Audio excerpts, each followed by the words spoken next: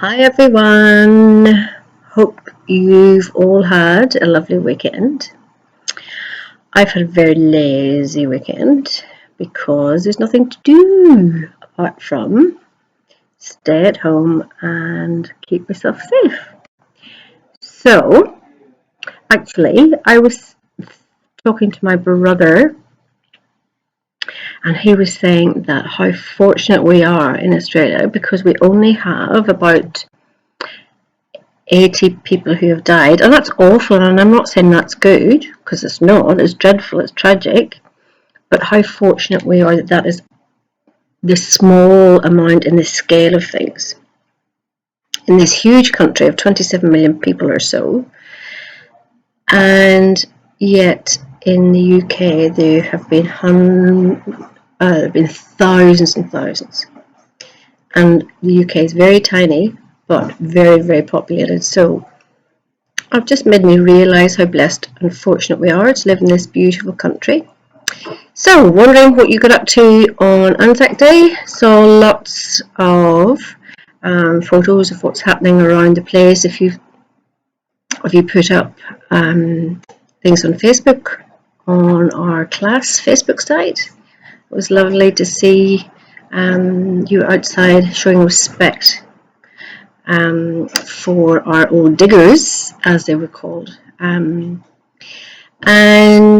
Paul and I set our alarm for 10 to 6 yesterday morning, and we got up, we went outside, and Paul got on his phone the radio program that was playing the music. But I don't know if you know Mrs. Kennedy. You know Mrs. Kennedy used to teach in grade 6. Well, her husband plays the trumpet, and he got on TV on Channel 7, and because of people not being able to meet together to march or stand at a Remembrance Day cenotaph, then he, in his apartment block, some of them got together and stood out on their balconies, and at 6 o'clock in the morning he played the trumpet. Oh, what do you call it? The fanfare, the last post. Is that what they call it? Okay. So what did Mr. Kennedy play? The last post? The last post. And it was beautiful. It was lovely. And he was only on the TV recording for 5 seconds, whatever. It doesn't take much, but it was lovely. Very meaningful.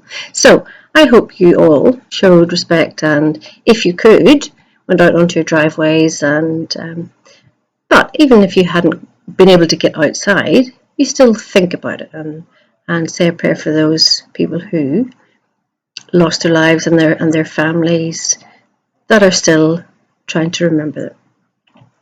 So anyway, I'm hoping that you all are ready for... Oh, sorry, this is lovely. Yep.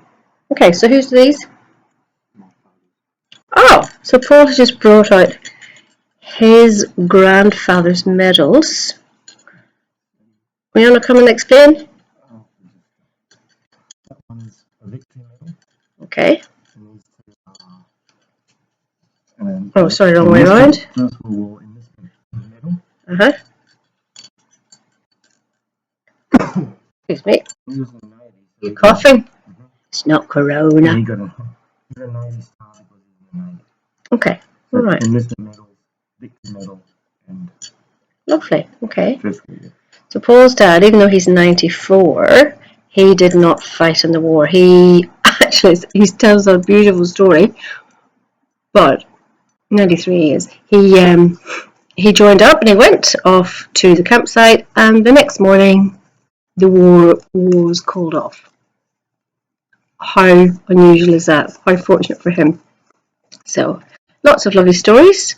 I don't know if your parents have heard of a battle at a place in France called the Battle of the Somme. Is it France or is it in Belgium? France. And so I had a great uncle of mine. He was the brother of my grandfather's, and his name Would you believe it? Don't laugh. It was called Jack Russell. Now, I know there's a kind of a dog called Jack Russell, but my mummy's name before she got married was Russell, Evelyn Russell, and so her uncle was Jack Russell, and he was killed at the Battle of the Somme. So, anything else to show us, Paul? No, that's his medals. Okay, so I look forward to seeing whatever work you have to do for that this week.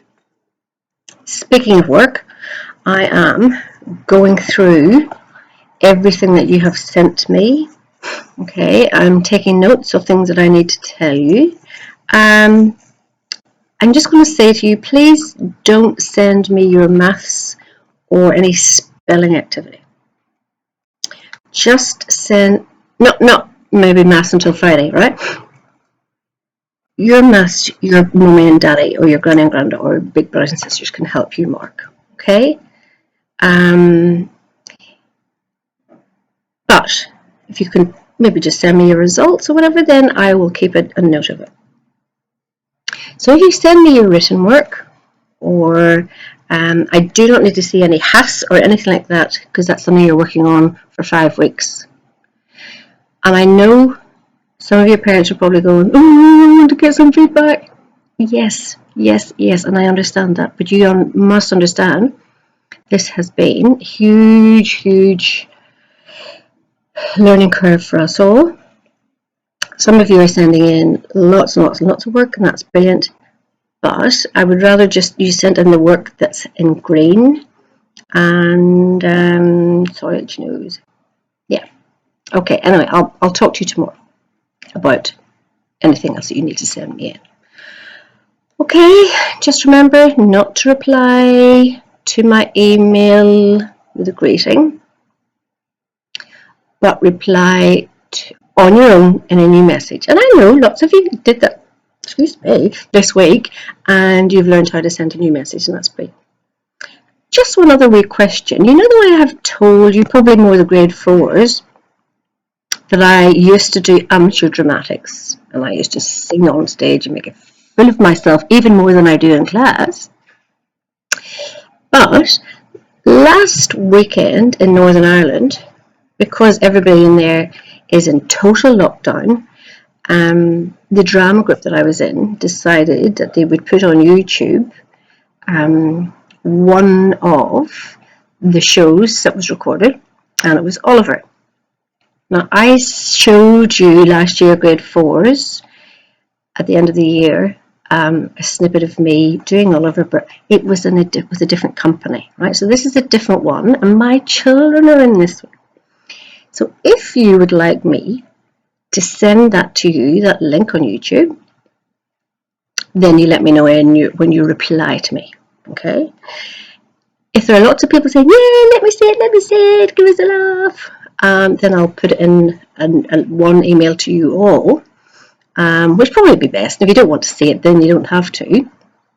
Now, it's about 2.5 hours long, the whole show, and it's pretty good. It's quite a kids your age, who are the workhouse kids. Don't forget it's set in London. And so, yeah, if you'd like to see it, if not, I don't want to force my talent upon you. But anyway, I hope you have a great week ahead. We had a great week last week. I hope you got your certificates by email. And yeah, so proud of you all. You're a great bunch of kids, and I miss you dearly. All right, Ringo had his haircut. Ringo! He's not very fast on. Come and see the kids. As soon as he sees me bringing the laptop out, it's like, oh no, here we go again. Where is he? Come on. They all want to see you looking so handsome. No, he's gone. It's so funny. Come here, you rascal. Come on. He's looking so handsome with his big trim, and he smells beautiful. Right, where are you? Ringo, come on. Look at that. Ringo, let the boys and girls see how handsome you look. Yes, a lovely big trim. No more shed hair. Very handsome. And when this is all over, Maybe I'll get Paul to bring him into the classroom. Yeah. Okay. Right, well, keep sending me your photos of what you're up to and any news, what you did at the weekend. Let me know anything exciting. Okay, right. Over and out from Mrs. DM in the DM head office with Ringo. Take care. Bye.